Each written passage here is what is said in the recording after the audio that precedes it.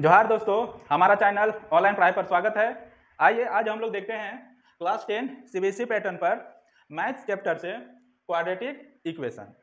Quadratic equation बहुत ही important chapter है ना। इसमें चलिए आज हम लोग इसमें देखेंगे क्वाड्रेटिक इक्वेशन के बारे में। ये मैथ्स का बहुत ही इंपॉर्टेंट चैप्टर है, ठीक है। चलिए इसके बारे में समझते हैं।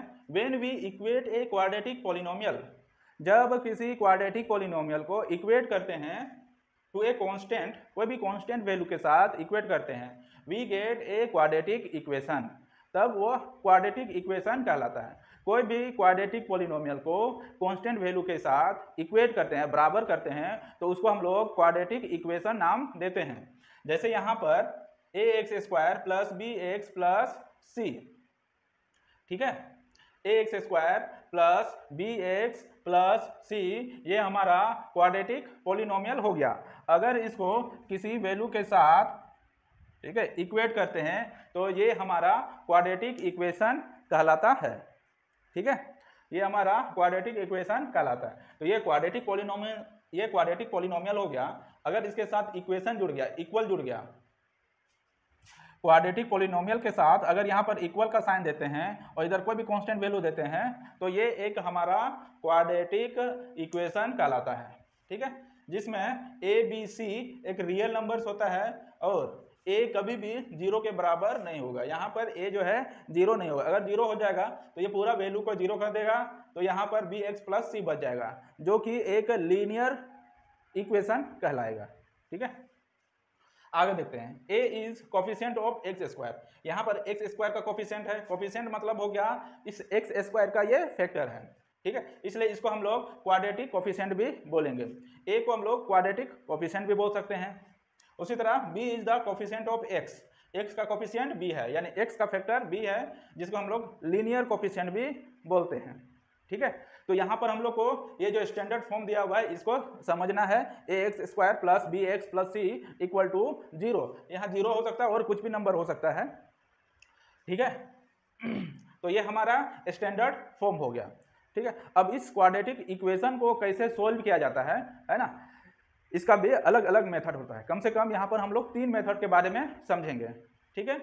उसके बाद क्वाड्रेटिक इक्वेशन का रूट के बारे में समझेंगे। रूट यानी कि इसका वैल्यू, x का वैल्यू किस तरह से आएगा, ठीक है, उसी को हम लोग रूट्स बोलेंगे, है ना, the roots of the given quadratic equation.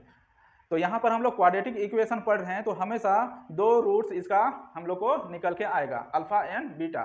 तो ये हम लोग आगे देखेंगे। फिलहाल अभी हम लोग, है ना, मेथड देखेंगे कि किस किस मेथड से क्वाड्रेटिक इक्वेशन को सॉल्व किया जाता है, ठीक है। तो चलिए देखते हैं क्वाड्रेटिक इक्वेशन को कैसे सॉल्व करते हैं। चलिए देखते हैं how to solve quadratic equation. तो पहला मेथड जो है फैक्टराइजेशन मेथड। तो फैक्टराइजेशन मेथड से कैसे एक क्वाड्रेटिक इक्वेशन को सॉल्व किया जाता है इसके बारे में समझते हैं।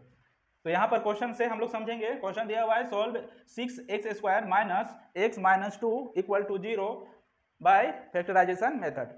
तो यहाँ पर ये जो क्वाड्रेटिक इक्वेशन दिया हुआ है इसको फैक्टराइजेशन मेथड से सॉल्व करेंगे। चलिए देखते हैं क्या करना है।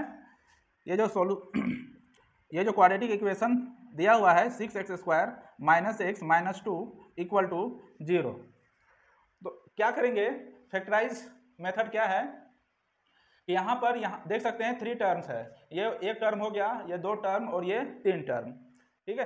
तो इसको क्या करना होता है, first term and last term को मल्टीप्लाई करते हैं, ठीक है। ये रफ वर्क है ना, इसको मल्टीप्लाई करेंगे, यानी फर्स्ट टर्म और third term. 6x square into 2, तो यह हो जाएगा 6 2 12 x स्क्वायर, 6 2 12 x स्क्वायर।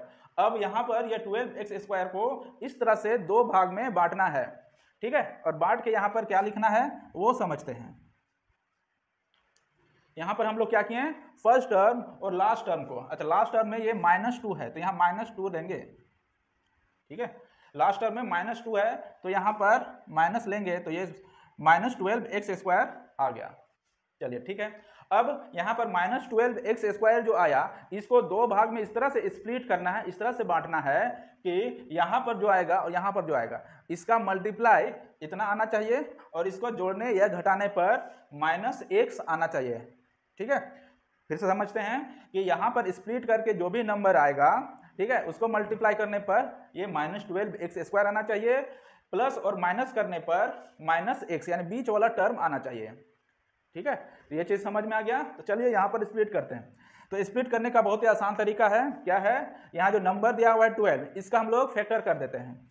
या 12 का अगर फैक्टर करेंगे तो 2 6 जा 12, या ऐसे करो 3 4 जा 12, 3 4 जा 12। तो अगर यहाँ पर 4 रखें और यहाँ 3 रखें, ठीक है, तो इसको मल्टीप्लाई करो, 3 4 जा 12, 12 तो आ रहा है लेकिन यहाँ माइनस है, तो यहाँ पर हम लोग क्या करेंगे, -4 रख देते हैं। ठीक है, तो ये हो गया 12 -12, लेकिन यहाँ x² है तो क्या करेंगे, यहाँ पर x से इसको मल्टीप्लाई कर देंगे, इसको भी x से मल्टीप्लाई कर देंगे, तो ये हो गया -12 x इंटू x² अब इसको जोड़ के देखते हैं, यहाँ पर -4x + 3x, -4x में +3x करेंगे तो -x बचेगा। ठीक है, तो इसका मतलब -x की जगह पर हम लोग को ये वैल्यू पुट करना है, यानी ये हो जाएगा 6x² - 4x + 3x -2 = 0। यहाँ पर -x की जगह पर -4x + 3x लिख दिए, क्योंकि इसको सोल्व करेंगे तो यही चीज आ जाएगा। ठीक है, अब क्या करना है, नेक्स्ट हम लोग को यहाँ पर देखो 4 टर्म आ गया, 1 2 3 4 टर्म आ गया है। 4 टर्म्स में क्या करेंगे, फर्स्ट 2 टर्म्स और लास्ट का 2 टर्म्स, फिर से समझो, फर्स्ट 2 टर्म्स और लास्ट का 2 टर्म्स क्या करेंगे, फर्स्ट 2 टर्म्स में कॉमन क्या है उसको निकालते हैं। तो यहाँ पर x है, x है, यहाँ पे 2 से मल्टीप्लाई है, यहाँ पे 2 से मल्टीप्लाई, यानी 2x हमारा कॉमन आ गया। तो यहाँ पर क्या बच गया, 3 बच गया, और ये x बच गया, 3x बच गया, और ये माइनस ये 2 बच गया।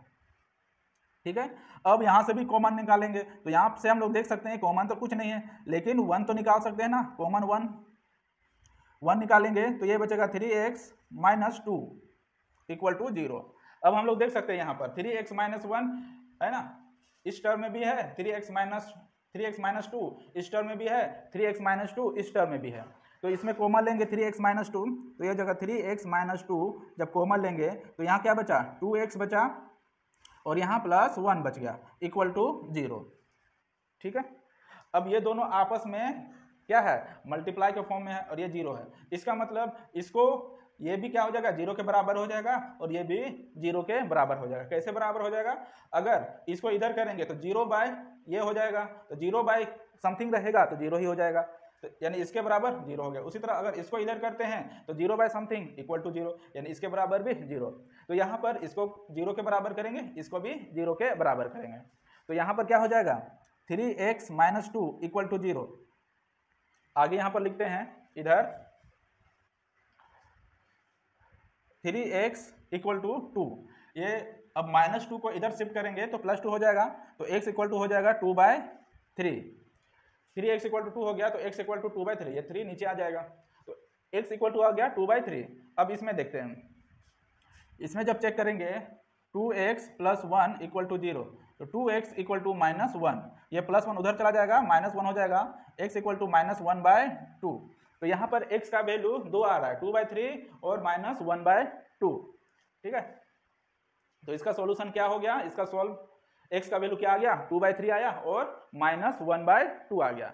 तो इस तरह से हम लोग फैक्टराइजेशन मेथड इसी को बोलते हैं। इसको हम लोग स्प्लिट मेथड भी बोल सकते हैं, क्योंकि इसको बीच टर्म को स्प्लिट करना होता है, 2 टर्म में स्प्लिट करना होता है। जैसे यहाँ -x था तो यह -x की जगह पर -4x + 3x लिखें, और ये कैसे आया, फर्स्ट टर्म और लास्ट टर्म को मल्टीप्लाई करके उसको 2 पार्ट में स्प्लिट कर दिया। ठीक है, और क्या किए, यहाँ पर स्प्लिट पार्ट में ऐसा कौन सा नंबर रखें, यहाँ 12 का फैक्टर कर दिए। ठीक है, और इस तरह से इसको लिखें कि यहाँ पर प्लस या माइनस करने पर बीच वाला टर्म आ जाए, ठीक है, और मल्टीप्लाई करने पर यह नंबर आ जाए।